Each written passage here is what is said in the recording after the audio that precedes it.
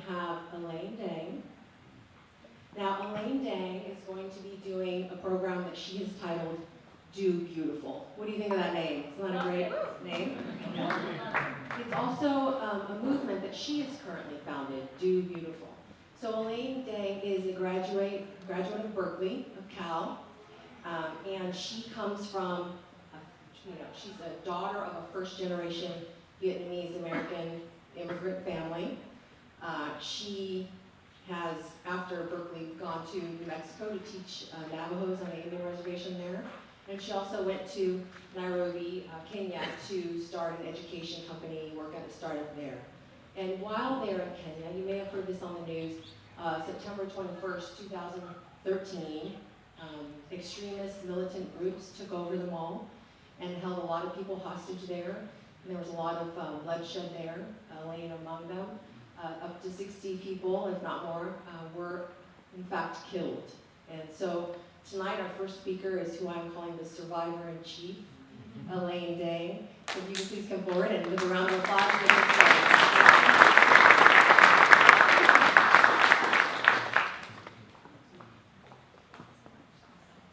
Hi, thank you. That was a great opening. That was almost half of my talk, but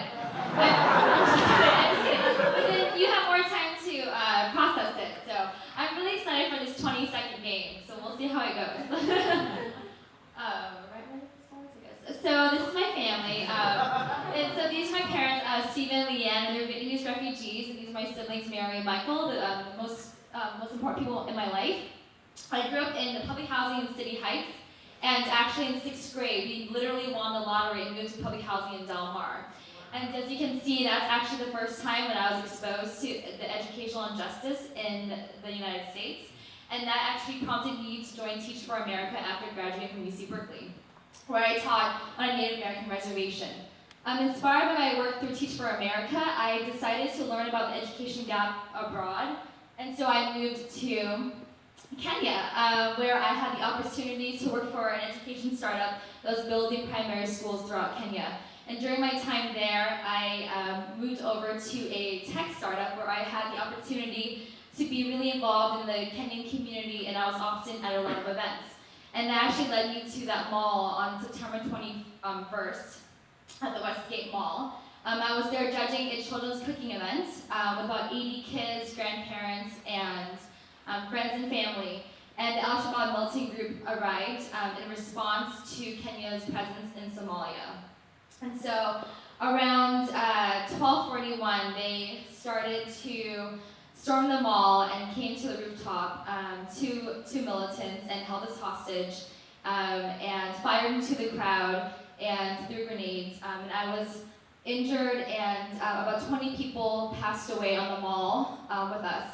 Thankfully, 2 civilians in Kenya came to rescue us and showed us a path out of the mall. And so I'm very grateful to them. I've never had the chance to actually personally thank them. And while I was out, I was also helped by these 2 gracious civilians as well.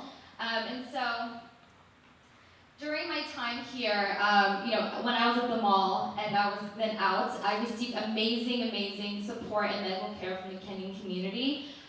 Which only strengthened my love and my compassion for the country. And it was actually around this time that my sister Mary and her boyfriend Jared came to Kenya to support me in my healing. And it was at the point when I saw my sister Mary that I realized the importance of home. While I loved Kenya, I realized I could also make an impact at home. And so we decided that for my medical attention and also to be with my family that I would return home.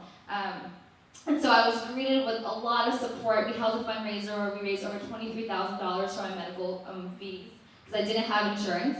I was able to share my story on Anderson Cooper and Kimberly Hunt locally, and that actually really helped me heal and start the healing process. And so as I began to heal, I began to think, okay, now what do I do? I'm healing, I'm feeling better. How do I use this for something good? And so my good friend told me, whenever you're wondering what to do, just serve and start serving other people, and that's what I decided to do. I decided to do that by talking, because that's what I like to do. And so I began talking to law enforcement, to medical groups, sharing my story, sharing about what it means to be a survivor, sharing about what it means to have PTSD. And so what was really important to me was to share with children as well, back to my love for education. So I worked with a man named John Schuhart to create curriculum to connect terrorism to bullying. And so I share this story with children, and I also began documenting my recovery, both physically and mentally with my PTSD. And I also began documenting stories of my family and their stories of survival, and stories of people who survived domestic violence and other types of incidences. At the same time, I became really interested in mental health, and I was working with 2 psychologists. And so they were doing 2 types of treatment on me. One was called neurofeedback, and one was called EMDR. And so this is Dr. Kakaya. She is Kenyan, but works in San Diego, and she was doing neurofeedback for me right over here.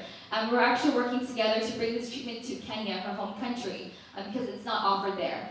And so she's working to bring a group of doctors to follow us to Kenya, hopefully in December. This is my main psychologist, Sarah Gilman, and we are also talking about bringing her therapy called EMDR to Kenya as well. But what's really important to both of these psychologists, Dr. Kakaya and Sarah Gilman and myself, is that we not only bring the treatment to Kenya, but that we also create something there that can be lasting beyond us. And so we want to train mental health professionals in Kenya on these treatment methods, so that we can create lasting change. And so when I think about creating lasting change, I've been speaking to other survivors in Kenya and about creating an organization to support victims of terrorism in Kenya, because there are over 5,000 direct victims, but we know there are many more who are indirectly impacted. So I'm working with an organization called Strength to Strength in New York, who works with victims of terrorism to set this up in Kenya. And so I'm going to pause. I feel like I'm talking really fast.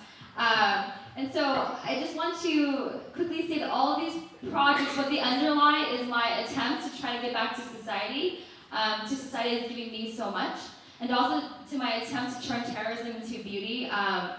And what's been really beautiful to me during this process is my ability to reconnect with a lot of friends and family. And so while reconnecting with them, I've noticed that a lot of friends have told me, Elaine, I've always wanted to tell you this one thing that I've never been able to tell you. I want to tell you now. And it took Westgate for them to have the courage to tell me. And I really appreciate that kind of clarity and conviction that I now have, to be able to share, my thoughts with other people. So when I think back at the mall, and this is my sister Mary who's in the crowd, I actually tried to grab my phone during the mall to tell her that I loved her, because I didn't have the chance to before that. And the phone flew out of my hand, but I was given that second chance to actually say it now. And so what my call to action is at the very last slide is I've created cards in the back, so I want to give you guys all an opportunity to think about who is one person that you want to tell something to that maybe you haven't had a chance to. And I want to encourage that you do tell them. And secondly, this is my website, dobeautiful.com, that will update you on all the projects that I'm working on, and they may, transform over time. But also, if you have any questions about anything I've talked about, from Teach for America to the Do Beautiful project, please also talk to me about that as well. So thank you.